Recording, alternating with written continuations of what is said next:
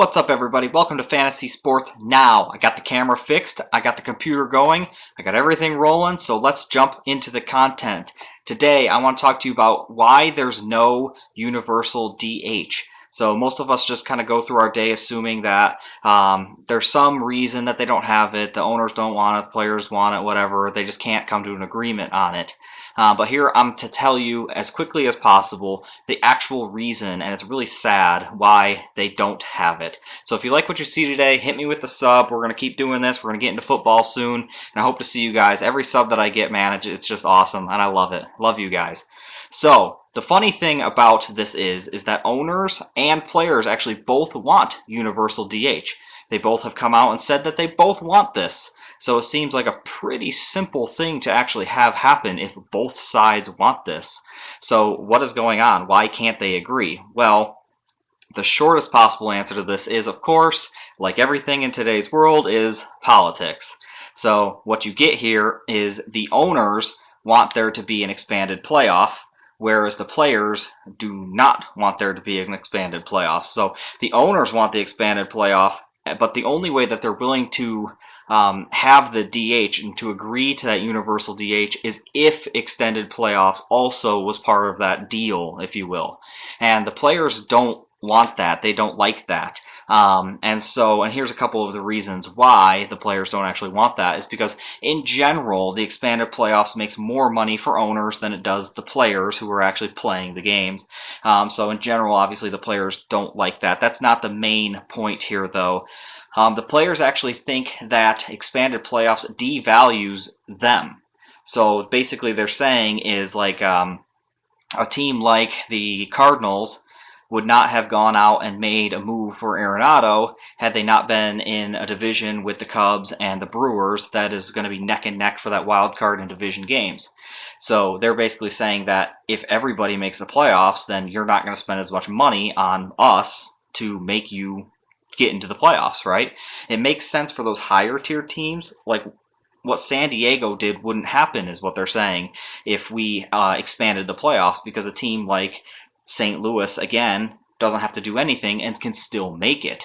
I actually disagree with this point, but that's the reason that they're saying, no, we don't want expanded playoffs, and because we don't want expanded playoffs, we can't come to an agreement on the universal DH. That's the holdup. It's actually the expanded playoff rule that is holding up the DH rule, which is preposterous. The reason I don't agree with the players in this particular case, even though I actually did not like the extended playoff last year, I just didn't. I saw Milwaukee, and they didn't play that well, and they still made it, and they went out quick, and it just wasn't as fun for me to watch because I really like those wild card races, and I think it's going to be great this year. I really do. But the thing I don't like about the argument is that I think that teams that are in the middle who might say that I don't really have a shot right now because there's only 5 playoff teams, I'm going to go for it. So like take Cincinnati Reds last year. They knew expanded playoffs were happening and said, you know what, let's go for it. The Angels keep trying to go for it, and they kept going. Last year they went for it again. Oakland did the same thing. It's like if we are a middle tier team that we don't think we could make the playoffs with 5, well, if there's 7, well, sure, we might be able to make the playoffs then. So let's go for it. So for me, yes, it does devalue the teams that are paying at the top, but it also undervalues the guys in the middle. So I kind of disagree with the players. And unfortunately, the last point I have here is for all of us, I feel like the fans lose. And I know there's a lot of purists out there who are going to say, yeah, I like the NL where pitchers hit, and that's fine. If that's what your opinion is, that's totally fine. Then you'll like, obviously, that there's no DH in the National League. I personally don't like seeing pitchers go up there and stand there for 3 pitches. It's really fun when Bumgarner hits a home run occasionally, but I'd rather see players get up there who can hit, who have been known to hit, extend careers.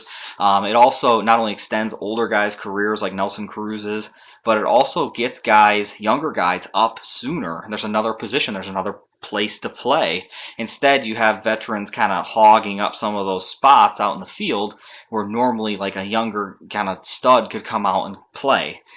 So for me, I like watching the best available baseball players on the field all the time. In the NBA, LeBron James came out and played game one, but Jared Kelenic has to go 2 years in the minors before he's actually ready.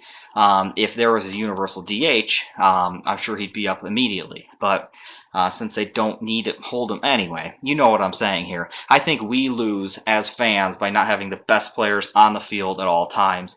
And I'm surprised that the Players Association doesn't go after this harder. But because it's associated with the expanded playoff, we all lose. We all lose with politics, and we always will, unfortunately. So that's the real reason, guys. If you enjoyed what you saw today, if you like the new camera, let me know. We'll see you next time.